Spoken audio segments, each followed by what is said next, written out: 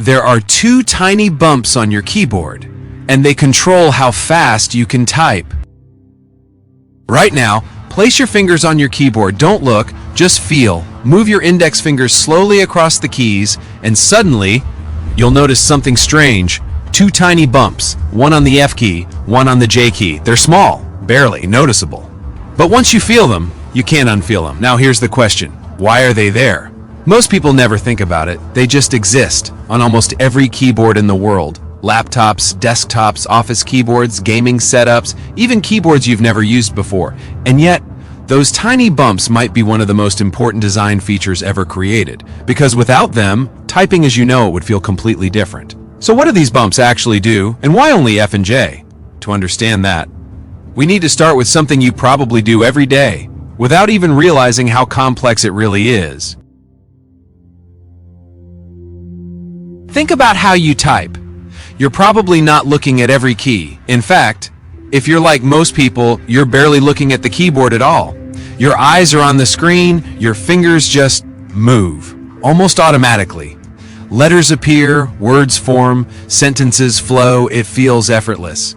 But here's the surprising truth. Typing is actually one of the most complex motor skills you use every day. Your brain is coordinating 10 fingers simultaneously, each hitting precise locations, on a grid of more than 100 keys, without looking. So how does your brain keep track of where everything is? How does it know where your fingers are at all times? The answer lies in something most people never notice. Not what you see, but what you feel. To understand modern keyboards, we have to go back to typewriters, long before laptops and computers. People learned to type on mechanical machines, and typing back then wasn't casual.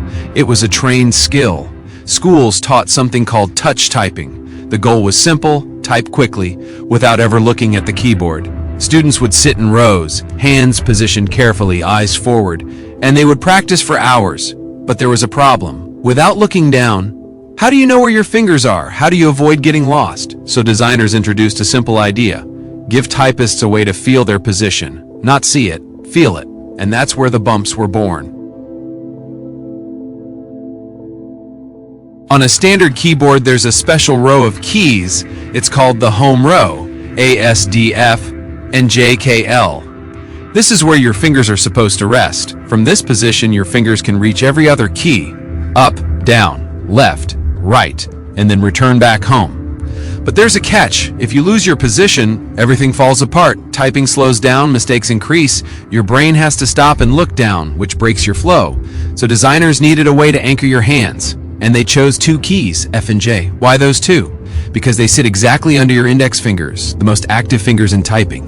So by adding tiny bumps, they created a reference point, a physical marker your fingers can feel instantly, no thinking required.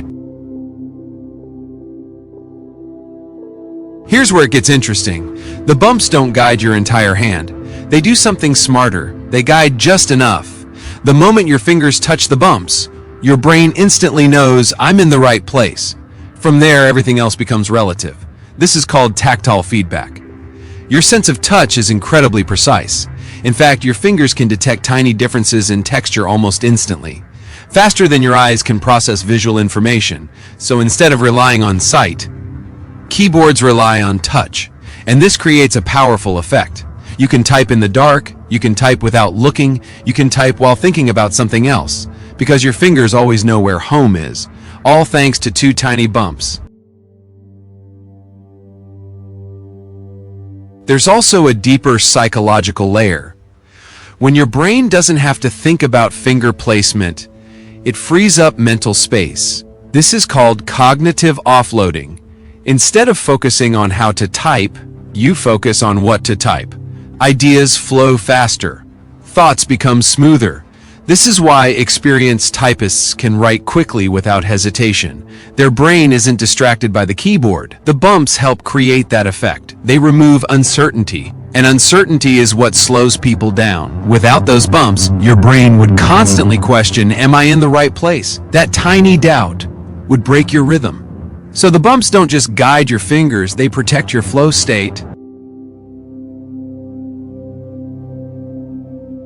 Try this experiment. Close your eyes, place your hands on a keyboard, but start slightly off position. Now type something. You'll notice something immediately. It feels wrong. Your fingers hesitate. Mistakes appear instantly, because without a reference point, your brain loses its map. This is exactly what the bumps prevent. They act like a GPS for your fingers. Even if your hands move slightly, a quick touch brings you back. Without them, typing would feel slower, less accurate, and more frustrating. Even as technology evolves, the bumps remain. From old mechanical keyboards, to ultra-thin laptops, to gaming keyboards with RGB lighting, the F and J bumps are still there. Why? Because the design is already perfect. It's simple, cheap, and incredibly effective. Even touchscreen keyboards try to replicate this idea, using vibration or sound feedback. Because designers know something important. Humans don't just interact with technology through sight. We rely on touch just as much. And sometimes, touch is even more powerful. The next time you place your fingers on a keyboard, pause for a second, feel those tiny bumps. They're easy to ignore, almost invisible, but they're doing something incredible. They're guiding your hands without you even thinking about it.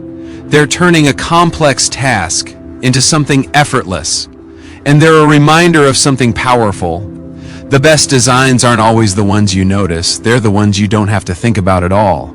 Because sometimes, the smallest details make the biggest difference